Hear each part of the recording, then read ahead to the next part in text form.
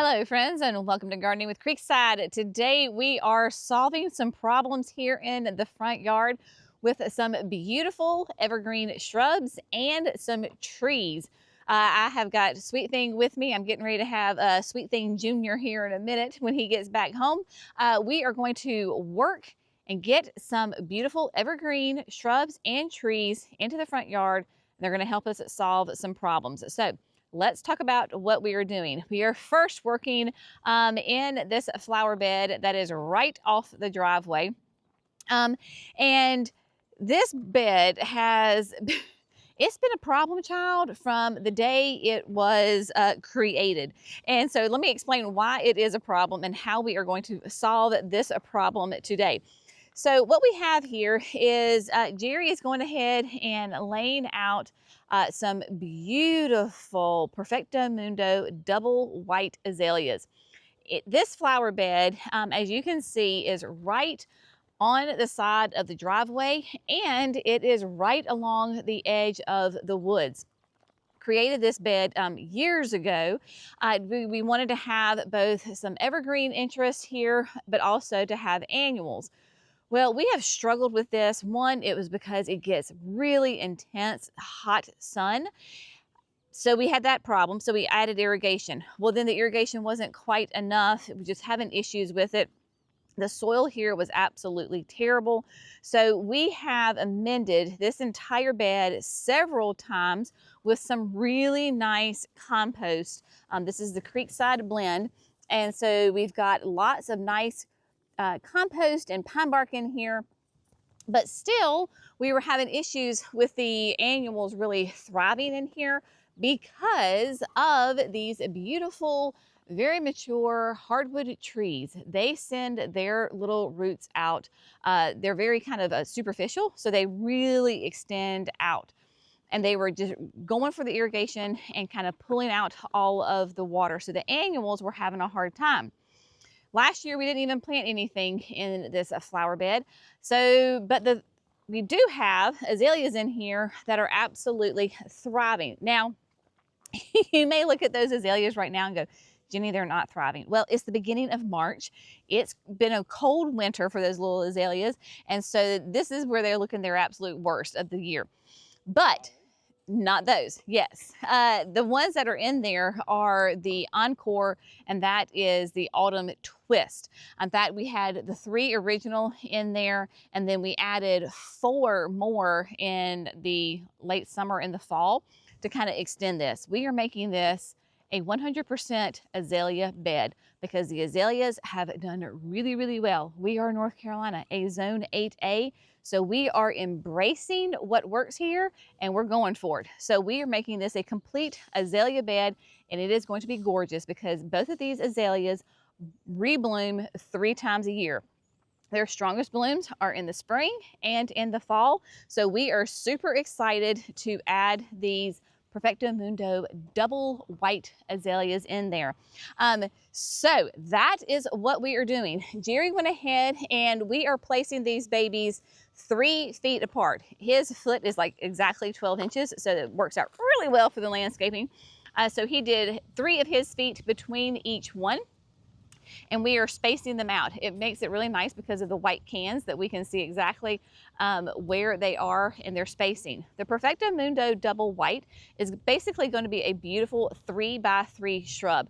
So spacing them out by 3 feet, that means that they are going to just kiss each other when they are at mature size. These plants are gorgeous. They are stunning. They have buds on them. I'm trying to get one so the shadow's not getting me. They have buds on them already. Of course, we love azaleas because they are that evergreen, nice glossy green leaves on them. The Perfecto Mundos were developed at NC State with Dr. Tom Rainey and his team. But this is a lovely pure white flower. It is hardy in zones at 6B to 9. Full to part sun, and so very low maintenance because they rebloom on both old growth and new growth. The best thing is not to ever prune them, which Yay for that. I love that. So we don't ever have to worry about pruning them. And the only time you would prune them is if you had like a rogue limb you wanted to snap back and kind of bring back in. They are, once they're established, they are drought tolerant, but they are going to be on irrigation here and just make life super simple. Now, we're trying to make sure that all of our gardens tie in and that there is cohesiveness between the gardens. So you can see here, right, so you can kind of give you a perspective. All these, right, are going to go here. And then if you're familiar with gardening with Creekside, down here at the bottom of the hill at the driveway, we have our new the terrace garden that we renovated this past summer. In that bed where we added, kind of extended the garden, I also have the double white azaleas there as well. So it ties this whole space together. And so when they're blooming, you will see all of that gorgeous color throughout the entire garden right here. So what we are going to do is we're working smarter, not harder. We're fortunate. We own a nursery. We have lots of equipment. So Jerry has got the small bobcat with the auger on it, and we're going to go through and he is going to drill the holes, and then we are going to plant these. That is a great thing. If you don't have a bobcat at your house, this is where that power planter, that 9-inch auger. Obviously, if we didn't have that, or if I didn't have Jerry, like if he wasn't available to help me, then I would be having that auger and I would be drilling all of these by hand with Jenny's 9-inch auger, because that 9-inch is perfect for these azaleas. This size container, a 3-gallon. So I would do that. If you don't have the power planter auger, one, you can get it. We have it available for you. But two, shovel, right? That's the way we do it. So you have multiple options within there to do it. There are a lot of azaleas going in here because we are thinking long-term, this is going to stay in here for years and years and years, and we're just going to turn this into an azalea bed and just embrace the whole gorgeous azaleas. So we're going to drill the holes. We've got our biotin starter fertilizer, and then we're going to get them in. Now, I am sure that you can see those weeds in there. Yes, winter weeds here in the South, oh man, they are a gardener's thorn in the side, let me tell you. Today, I am not worried about this. I am just trying to get these babies in the ground. We're supposed to have a day of beautiful rain coming in about 2 days, so we want to get these in the ground. Then we can clean up the bed, mulch it, blah, blah, blah, blah, blah, after that is done. So we're going to do that, and then we've got another bed that we're going to take care of here in just a minute. Now, if you find this kind of content exciting and informative and helpful, we would love it if you would like the video. And if you are not subscribed to Gardening with Creekside, please subscribe. That way you can be in the know with all of the fun things that we do here at Creekside Nursery. All right, we're going to get these drilled in, and then we're going to move on to the trees. All right, my friends, so we got the holes for the azaleas. They are drilled, and we've got half of them in already. So let me show you what's going on. We are definitely dividing and conquering around here today. It is called get the plants in the ground, deal with everything else later. So Jerry is, right now, he is the one planting the azaleas. I started up there on the corner, and we are making our way through. You can see our drip line in here. I think we did really good. We only hit it one time, and that was up here on the corner because it was so buried. Not a problem, it just disconnected at a T, so that's very easily to be fixed. So what we'll do is before we mulch, obviously we'll come back in, make sure that the drip line is nice and close on those azaleas. And if you watch Jerry plant versus me plant, we have a different way of doing it. He's more aggressive than I am. I tend to be a little bit more TLC. He's just like, get the job done. I was like, babe, make sure you're careful. But he's good, it's all good. So those babies are going in. We had some left over, so Jerry's idea was to go ahead and bring those, I think it was 6 of them, straight across from the driveway and bring them in here. So obviously, if you know us, this is our daily bed. We did this 21 years ago when we moved in to help prevent erosion off of the front yard. And so the daylilies do great. They're just the good, great, generic yellow kind. But I always tend to plant this front area with some annuals. So you can see where the holes are dug. And so we're gonna put the last of the azaleas here. So when you come in, all of this will tie in together. you'll have these guys right here, you'll have this whole bank right here, and then you'll have the same ones down there. So it just brings that whole space in together. Of course, all we're doing, y'all, is biotone, drilling the hole. We don't need to amend individual holes with compost because the entire beds have been amended. I have worked this bed for many, many years because of the annuals. There is a perennial hibiscus, obviously, that's not been trimmed down. And so you can see it's not like, look at this hole, nice rich brown with all that great compost in it. And as you move on down here, further on where the annuals were not planted, it turns into definitely more red.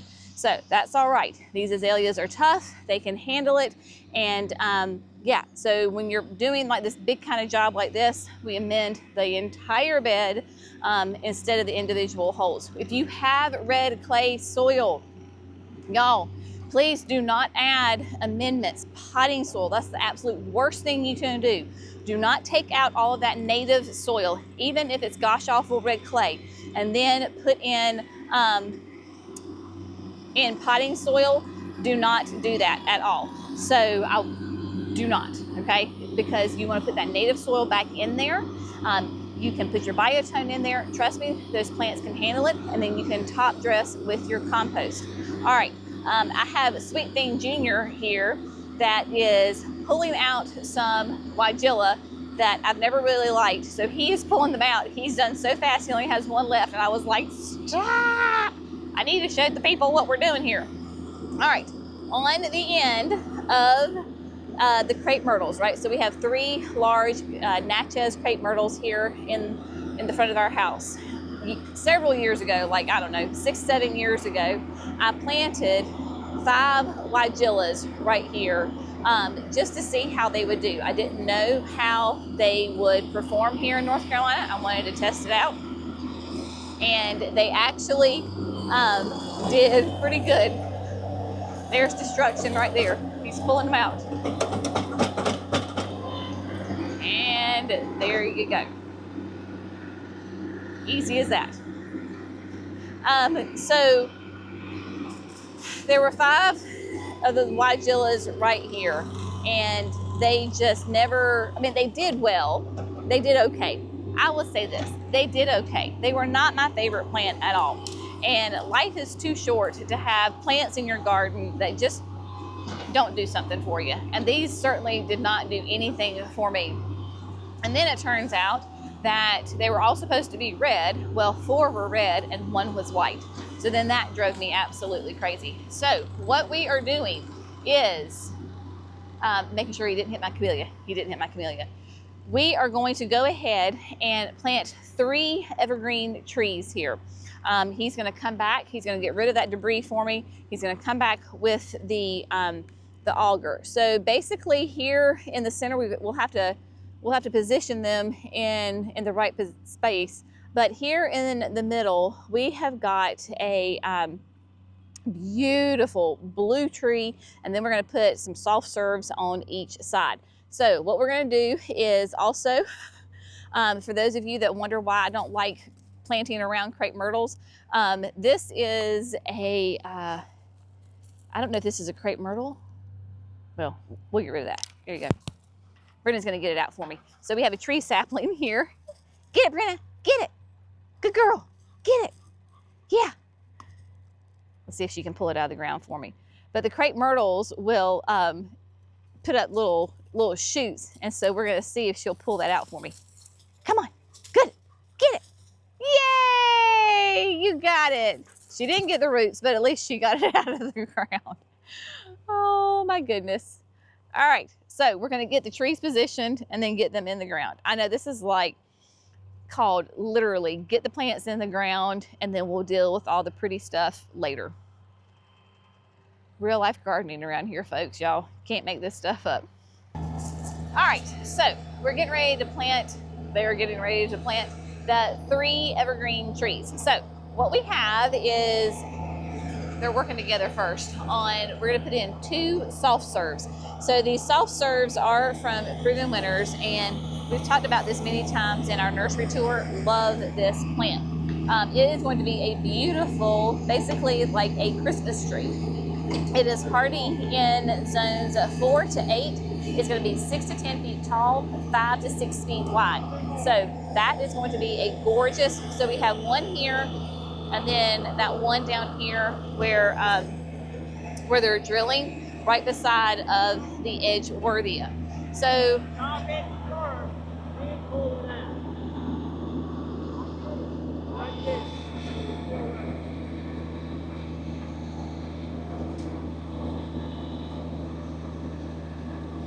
we're having a little lesson on a tutorial on drilling holes here. So putting in those soft serves, and then here in the center is an Electra Blue cedar. Now the Electra Blue is, right now she's like a little bit of a Dr. Seuss tree, which is going to be fun, and she's going to stay like a little Dr. Seuss tree. The soft serves get nice and thick and full. The Electra Blue is going to have that really pretty blue cedar, because it is a cedar, so it's going to have that blue look to it. It is, let me get all my specs here and I'm going to tell you about it.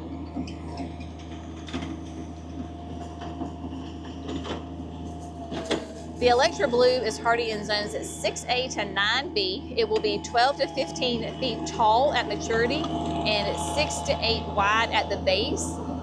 And it has that pyramidal upright habit on it and a slow to moderate growth rate, about 10 inches per year. It is for full sun or mostly sun. Right now, of course, this is that March sun, and it is relatively late in the afternoon. This does get full sun. Remember, full sun is 5 hours or more, 5 to 6 hours or more. So this definitely gets it, but it does get a break in the afternoon from the trees along the creek bank. So this is going to be a really fun little area to have some nice evergreen weight to it. The crepe myrtle, I know you're wondering about that. We're going to talk about that here in a second. All right, my friends, we're going to call it a day. The project is not 100% complete, but it is complete for what we wanted to do today. So let's recap it right quick of what we did. Problem solving shrubs, right? Azaleas.